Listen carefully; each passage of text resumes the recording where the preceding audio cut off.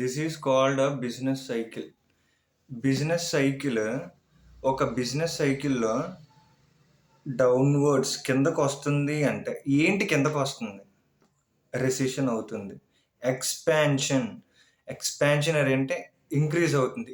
ఏంటి ఇంక్రీజ్ అవుతుంది? So, we will try to get to know what are these things.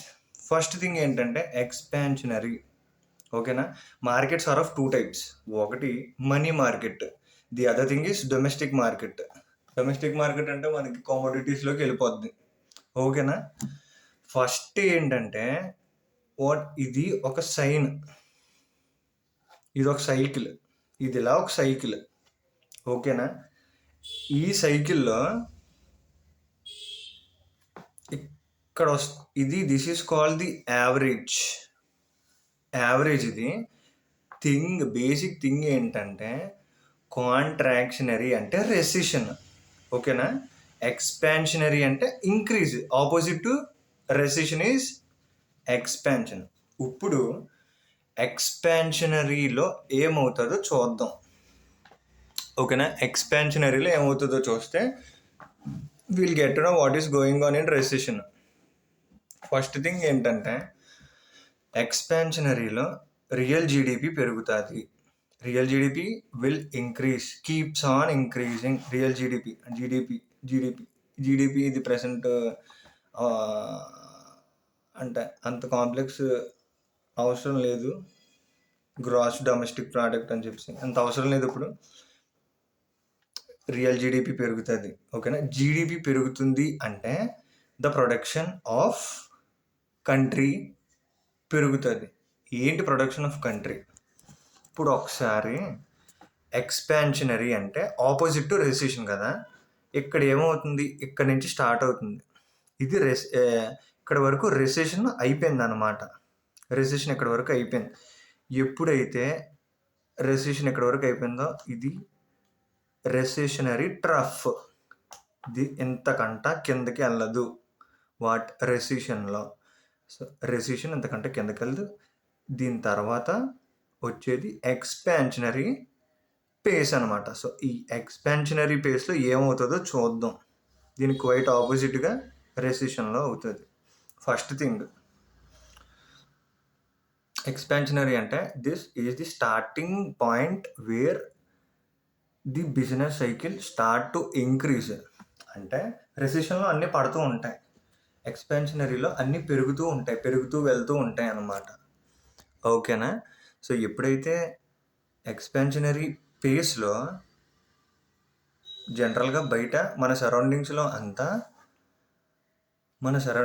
అంతా money circulate అవ్వడం మొదలు పెడుతుంది.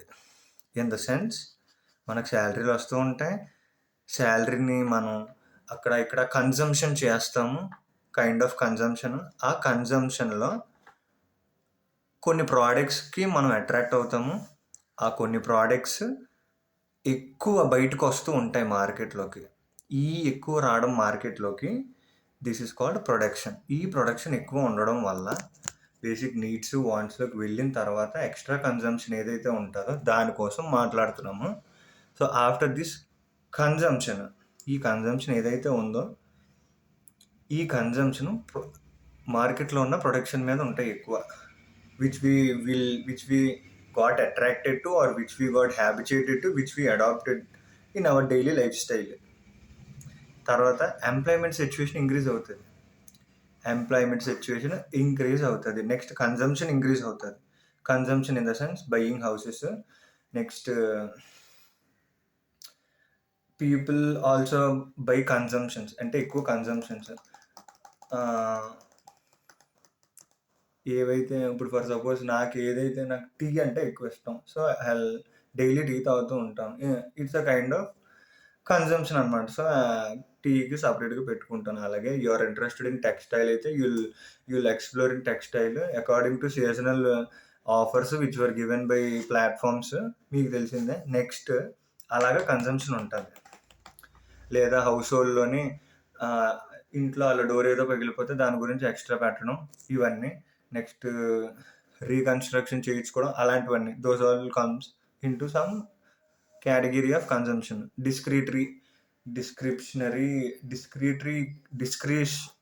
డిస్క్రిషనరీ అంటారు. డిస్క్రిటరీ టైప్ ఆఫ్ కన్జంప్షన్. అండ్ ఎప్పుడైతే కన్జంప్షన్ పెరుగుతూ వెళ్ళిందో ఇన్ఫ్లేషన్ ఆటోమేటిక్గా పెరుగుతూ ఉంటుంది. ఇన్ఫ్లేషన్ ఆటోమేటిక్గా పెరగడం అంటే ప్రైసెస్ పెరుగుతాయి. ఫర్ సపోజ్ టీ షాప్ ఉందనుకో, ఏదైనా టీ షాప్ ఒకటి ఉందంటే అక్కడికి అందరూ వెళ్తున్నారంటే ప్రైస్ పెంచుతాడు ఆటోమేటిక్గా. బికాస్ దాని డిమాండ్ ఉంటుంది. అక్కడ డిమాండ్ ఉండడం వల్ల దానికి ప్రైస్ పెంచుకుంటూ వెళ్తాడు. ఒక టీ 15 రూపాయలు అంటే ఒక టీ 15 రూపాయలు అయితే రోజుకి ఒక మార్నింగ్ పూట ఒక 100 మంది వస్తే ఆ 100 మంది will be get increased by 10% అనుకో, లేదా 100% అనుకో. 200 మెంబర్స్ అవుతారు. 1000% అనుకో. ఫర్ సపోజ్ 100 మంది వచ్చే ప్లేస్లోని 1000 మంది వచ్చారు అనుకో. వాడు ఏదైతే ఆపరేషన్స్ చేస్తున్నాడో, ఇంటర్నల్ ఆపరేషన్స్, ఇంతకుముందు ఒకడే ఉంటాడు కదా, ఇప్పుడు 2-3 ఉంటారు. సో వాళ్ళకి అర్థమైందా, వాళ్ళకి శాలరీలు ఇచ్చుకోవాలి. ఎవడైతే ఉన్నాడో లోపల, ఎందుకు 100 మెంబర్స్ వచ్చే దగ్గర 1000 మెంబర్స్ వస్తున్నారు కాబట్టి he will be keeping increase of his operations side అనమాట. వాడు ఆపరేషన్ సైడ్ ఒకడు పనిచేసే దగ్గర ఇంకో 2 ఎక్స్ట్రా పెట్టి పని ఫాస్ట్గా కంప్లీట్ చేసి వచ్చిన కస్టమర్స్ని సాటిస్ఫై చేసి సేమ్ క్వాలిటీ ఆఫ్ టేస్ట్ని మెయింటైన్ చేసి అక్కడ అంబియన్స్ కానీ ఇంకేమైనా క్రియేట్ చేయడం కానీ అలాంటివి ఏమైనా చేస్తాడు. So that is called demand. So అక్కడ ప్రైజెస్ ఇంక్రీజ్ అవుతాయి. అండ్ ఇంకో రకంగా ప్రైజెస్ ఎలా ఇంక్రీజ్ అవుతాయి అంటే, ఒకటి డిమాండ్ పెరిగితే ఇంకోటి ప్రైజెస్ పెరుగుతాయి. ఒకటి త్రూ డిమాండ్, ఇంకోటి త్రూ ప్రైజెస్. సో ఇవి ఏవైతే ఉన్నాయో ఇవి ఫస్ట్ థింగ్ జీడిపి పెరుగుతుంది. సెకండ్ థింగ్ టోటల్ ప్రొడక్షన్ పెరుగుతుంది. థర్డ్ థింగ్ ఎంప్లాయ్మెంట్ సిచ్యువేషన్స్ ఇవన్నీ పెరుగుతాయి. కన్జంప్షన్ పెరుగుతుంది. ఇన్ఫ్లేషన్ పెరుగుతుంది. అండ్ ఆల్సో పీపుల్ ఇన్వెస్ట్ చేస్తారు బాగా. ఇప్పుడు రెసిషన్కి వచ్చేసరికి ఏమవుతుందంటే, ప్రొడక్షన్ వాడు ఎక్కడున్నాడు అంటే he have to know where the recession is going to end, or the recession is going to start, or the expansion is going to end, or the expansion is going to start. అర్థమైందా? రెసిషన్కి వచ్చేసరికి it will be some కొంచెం క్రిటికల్గా ఉంటుంది అనమాట. So the decision made should be in the correct టైంలో చేసుకుంటేనే it have to be implemented in to the production. So అందుకే business cycles have to be considered as the point. ఇప్పుడు unemployment పోతుంది. ఇప్పుడు అన్ఎంప్లాయ్మెంట్ ఎక్కడ ఎక్స్పాన్షనరీలో ఉండదు. సో ఇప్పుడు రెసిషన్కి వచ్చేసరికి అన్ఎంప్లాయ్మెంట్ ఉంటుంది. అన్ఎంప్లాయ్మెంట్ అంటే ఏ టైప్స్ ఆఫ్ అన్ఎంప్లాయ్మెంట్? 3-4 రకాల అన్ఎంప్లాయ్మెంట్స్ ఉన్నాయి. ఒకటి ఫ్రిక్షనల్ అన్ఎంప్లాయ్మెంట్, ఇంకోటి స్ట్రక్చరల్ అన్ఎంప్లాయ్మెంట్, అండ్ ఇంకోటి ఏంటంటే సైక్లికల్ అనమాట.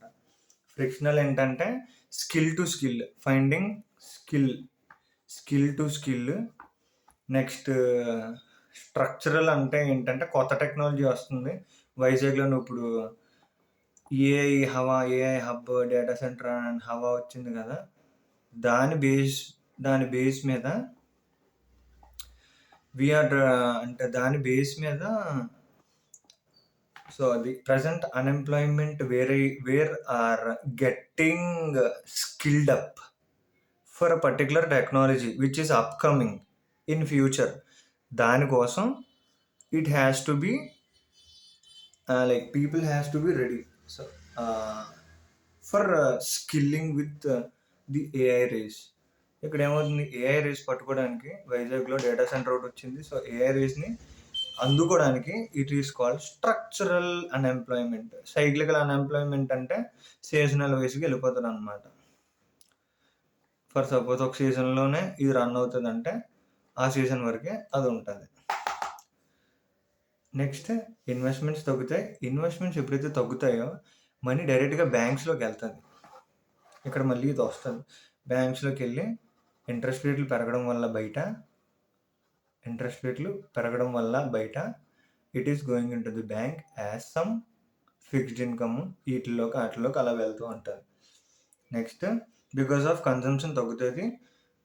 బికాస్ ఆఫ్ హై ఇన్ఫ్లేషన్స్ ఎక్కువ ఉండడం వల్ల కన్జంప్షన్ తగ్గుతుంది. సో అదే టైంలోకి మెల్లగా ఇన్ఫ్లేషన్ తగ్గిస్తూ ఉంటారు. అంతే.